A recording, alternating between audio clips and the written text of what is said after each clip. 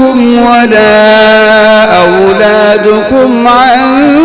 ذكر الله ومن